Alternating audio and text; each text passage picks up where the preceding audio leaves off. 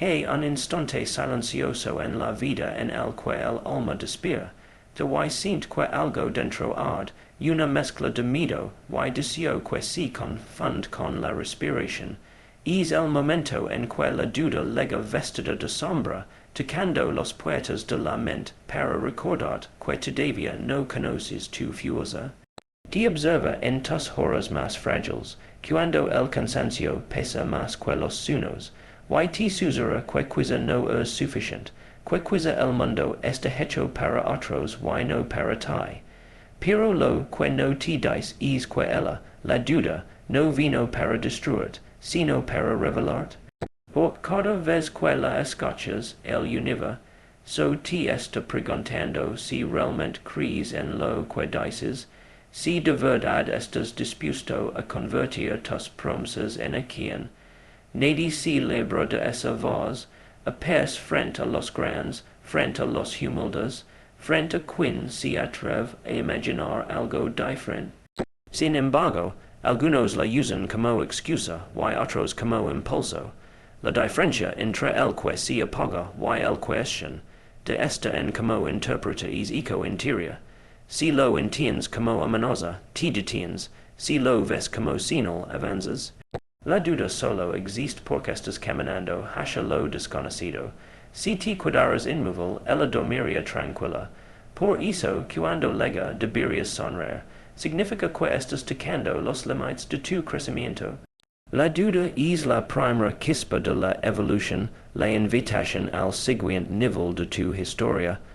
Y mientras la mayoría que, tú debes detenerte un segundo, respirar y decir, gracias por venir, me acabas de mostrar don debo fortalecerme. Cada pensamiento que te desafía es una puerta que se abre hacia una versión más grande de ti.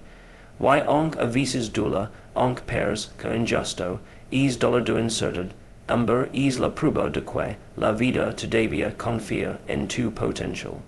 Si no fueras capaz de más, no sentirías tanto conflicto dentro. La duda solo aparece en los corazones que tienen algo poderoso por entregar, así que no la odies, contemplala, entiéndela, úsala. Cuando el miedo te sus, que no puedes, recuerda que solo tema los que están a punto de descubrir su poder. La duda no se combate con certezas, se transforma con movimiento. No necesitas saber exactamente cómo vas a hacerlo, basta con decidir que no te quedarás quieto.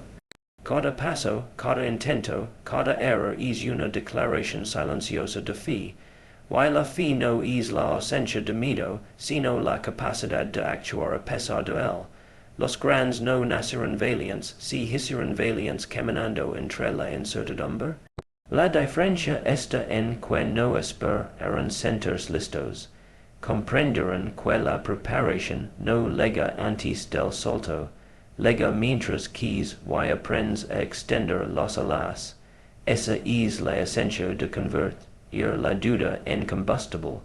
Moverte incluso cuando el suelo tiembla bajo tus pies. Porque la confianza no se construye con pensamientos positivos, se forja con experiencia.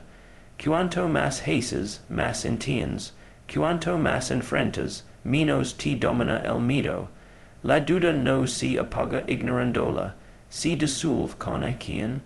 Y cada vez que eliges actuar, aunque se con temblar, una parte de ti se fortalece. La inseguridad se convierte en fuego, la ansiedad en dirección, el miedo en foco. El universo so se mueve cuando tú te mueves. Es como si cada paso tú, yo activara fuerzas que estaban dormidas esperando tu decisión. Por eso, mientras otros esperan el momento perfecto, tú debes crear el momento actuando. La perfección no está en el resultado, está en la intención de seguir a pesar del caos. Si pudieras ver lo que la duda ve cuando te mira, entenderías su función. Ella observa tus talentos dormidos, tus habilidades no exploradas, tus posibilidades infinitas. Y cuando nota que no los usas, te provoca. Te hace cuestionarte, te incomoda, te obliga a despertar. es el impugn invisible que la vida utiliza para sacar del lugar donde finges estar bien, porque nadie evoluciona en la comodidad. El fuego del crecimiento siempre nace en el roce de la incomodidad. Cada desafío que enfrentas es un llamado a encenderte, y esa llama se alimenta de todo aquello que antes te detenía. La duda no puede consumir a quien decide convertirla en energía. Cuando logras hacerlo, cada temor se vuelve motivación, cada crítica se vuelve impulso, cada queda se vuelve entrenamiento. Entonces descubres que el enemigo nunca fue la duda, sino tu interpretación de ella. La transformación comienza en el instante en que cambias tu pregunta. Ya no te dices, why si follow, sino, why si aprendo algo que cambie todo. Ya no temes perder, porque entiendes que incluso la pérdida te acerca a la claridad. En lugar de huir del miedo, lo tomas de la mano, y avanzas. Y es gesto, es pequeño acto de valor, cambia la dirección de toda tu vida. Porque la mente se educa con pensamientos, pero el alma se educa con decisiones. Cada vez que eliges avanzar, reescribes tu historia. No importa cuántas veces hayas dudado antes, lo único que importa es la vez en que, a pesar de todo, diste un paso más. Es paso cambia tu destino. Cada persona que ha logrado algo grande conoce esa voz interna, que intenta frenarla justo antes del salto. Es la misma que te dice, no es suficiente, no estás listo, es demasiado tarde, ya hay otros mejores que tú. Pero también es la misma que, si la escuchas con atención, te revela exactamente donde necesitas crecer. La duda señala tu siguiente frontera. Cuando la mente te muestra tus límites, es el alma la que te invita a romperlos. Esa tensión entre lo que temes y lo que deseas es el fuego donde se forja tu carácter. Y si aprendes a permanecer ahí, sin huir, sin renderte, descubres algo, que dentro de ti hay una fuente inagotable de poder que solo se activa bajo presión. El diamante no se forma en cama, sino bajo una enorme fuerza que lo transforma. Así también el ser humano, cada duda, cada desafío, cada pérdida es una presión que, si la enfrentas con conciencia, te convierte en algo más puro, más fuerte, más brillante. Hay un instante, en medio del caos, en el que todo parece romperse, tus planes, tus expectativas, tu confianza. Sientes que perdiste el control, que nada tiene sentido, que las promesas que hiciste a ti mismo se desvanecen entre los dedos. Pero justo ahí, en ese abismo, nace la posibilidad de una nueva versión de ti. Porque la duda es también el lenguaje de la vida diciéndote, ya no puedes seguir siendo el mismo. Te está invitando a dejar atrás la piel vieja, los pensamientos que ya no te sirven, los miedos que heredas.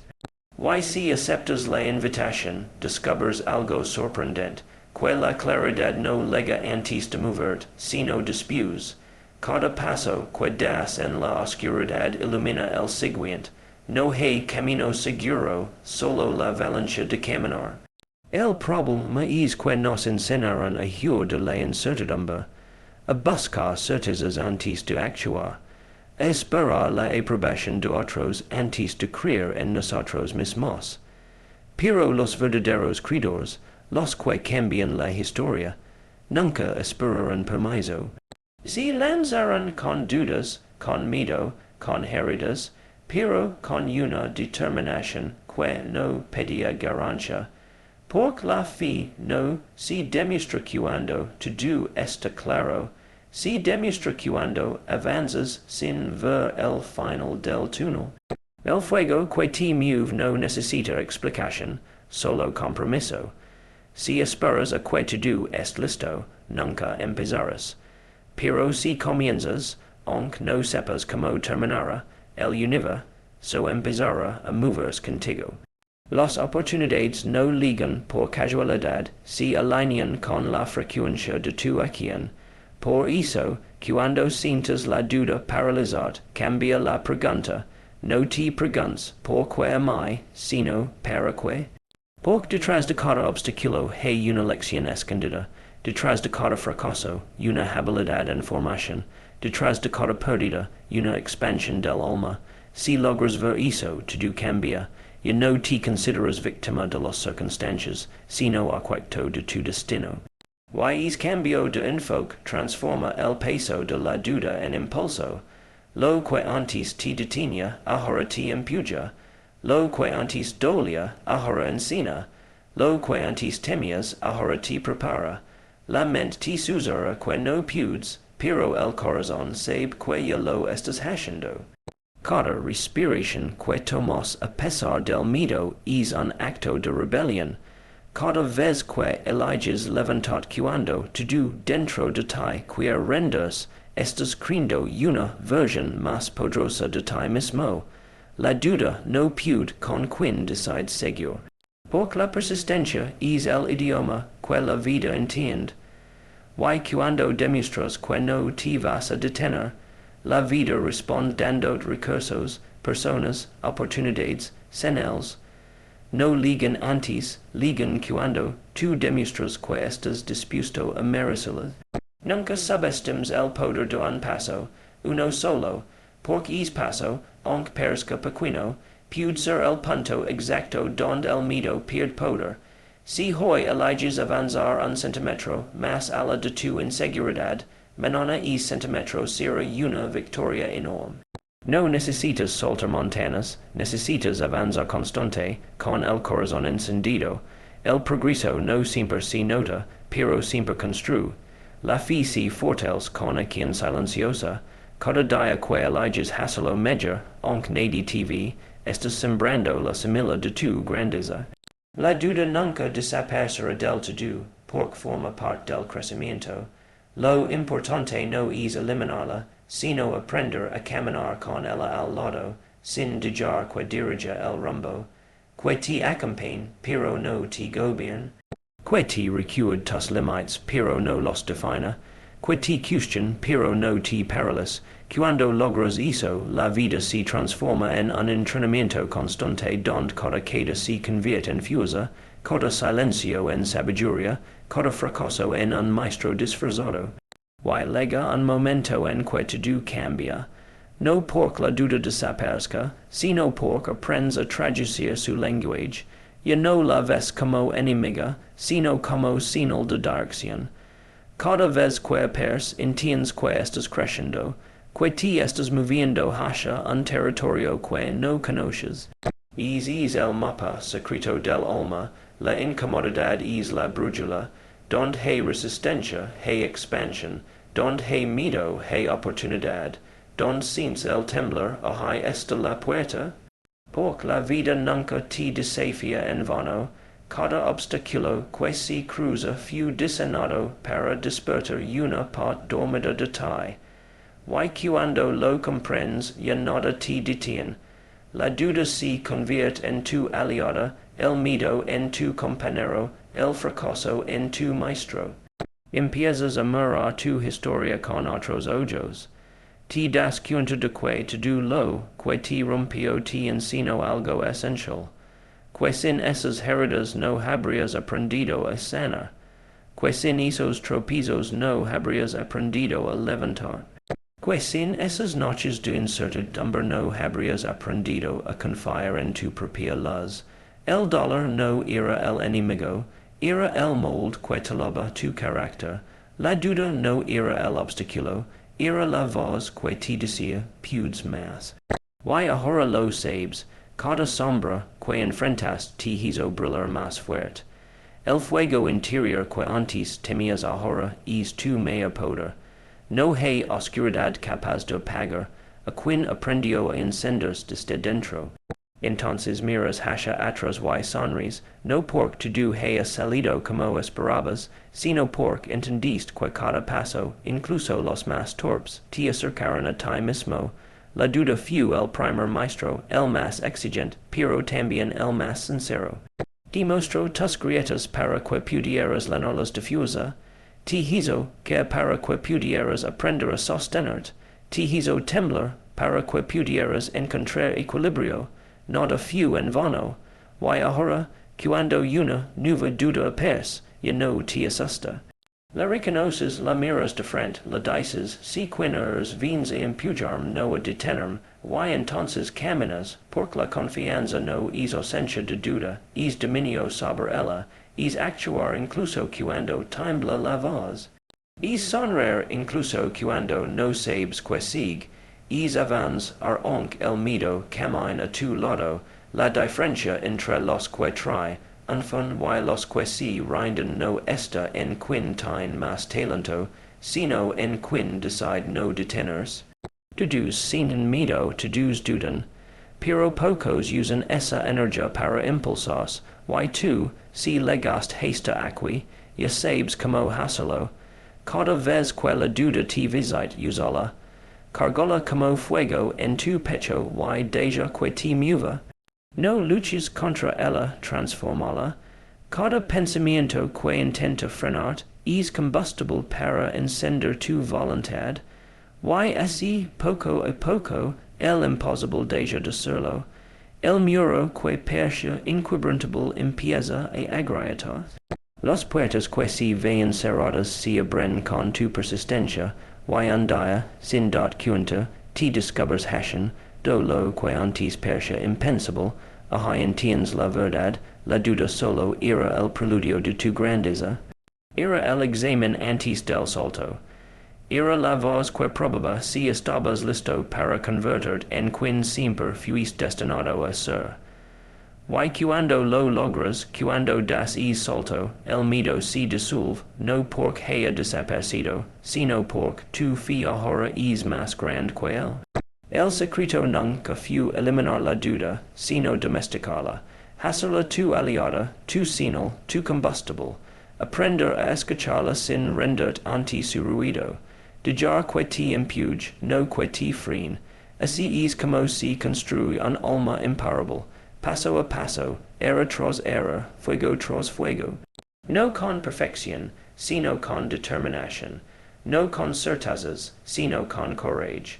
Y cuando finalmente lo entiendes, cuando la duda ya no te domina, te das cuenta de que no solo cambias tú, cambió la forma en que ves la vida.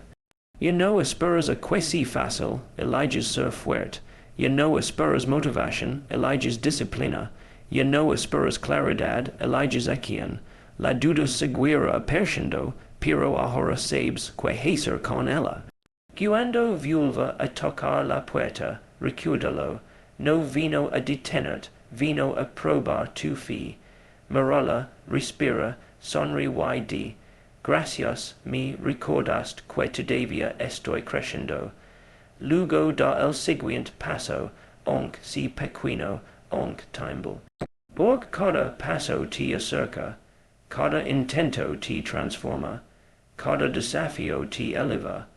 Y así, sin darte cuenta, conviertes cada sombra en fuego, cada temor en impulso, cada duda en combustible. Y cuando sigues adelante, algo mágico comienza a suceder. Lo que antes te hacía temblar, ahora te hace vibrar. Las situaciones que antes parecían montañas imposibles se convierten en senderos que recorres con calma. Empiezas a reconocer los patrones, a sentir como tu mente ya no reacciona igual, como tu corazón late con más firmeza. Has domesticado la tormenta, ya no buscas la ausencia de miedo, sino el equilibrio dentro de él. Entiendes que el crecimiento no consiste en escapar de la prisión, sino en aprender a respirar bajo ella.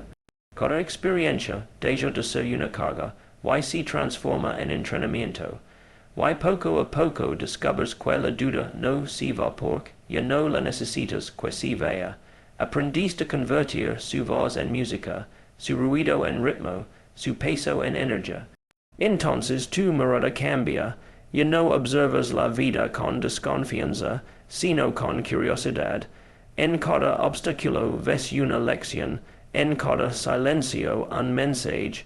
Empiezas a agradecer incluso por lo que antes maldices. Porque entiendes que sin esos desafios no habrías despertado. La gratitud se vuelve tu escudo, y la acción tu espada. Caminas sabiendo que no todo está bajo tu control, pero que tu respuesta de siempre lo estará.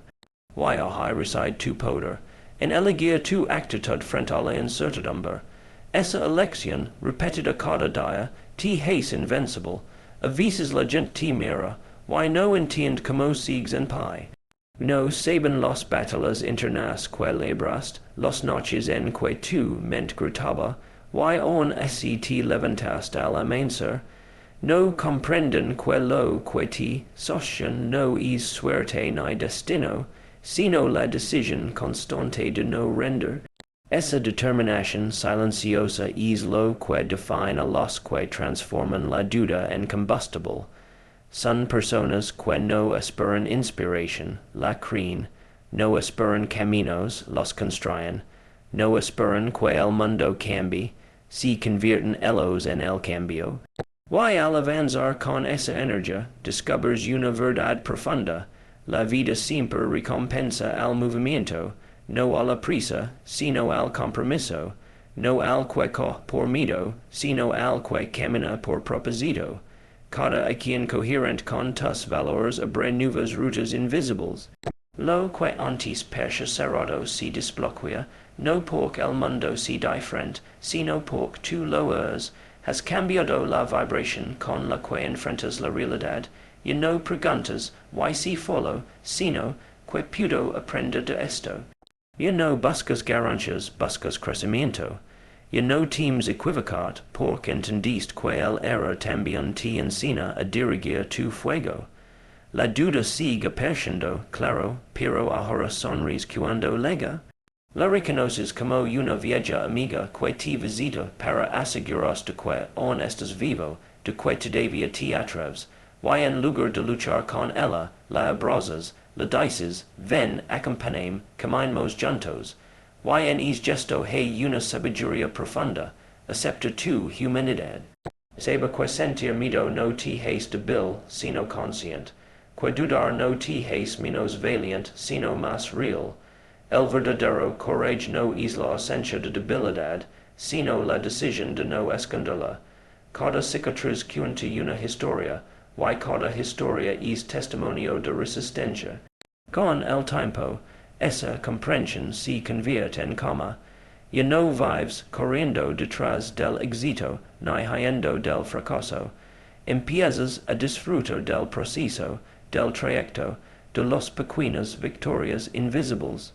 Encuentras belleza en el esfuerzo, sentido en la constancia, poder en la vulnerabilidad. Y esa serenidad que nace después de tantas batallas es el verdadero triunfo. La paz interior de quien ya no depende de nada externo para creer en sí mismo. Miras el mundo y comprendes que todos estamos en el mismo viaje, cada uno peleando con su propia duda, intentando descubrir su propósito. Y sientes compasión, ya no juzgas, acompañas, y no criticas, inspiras. Porque entendiste que el que tropieza hoy es el que mañana aprenderá a volar. Y que tu luz no brilla más por apagar la de otros, sino por encender la esperanza en quien aún no ha aprendido a convertir su miedo en fuerza.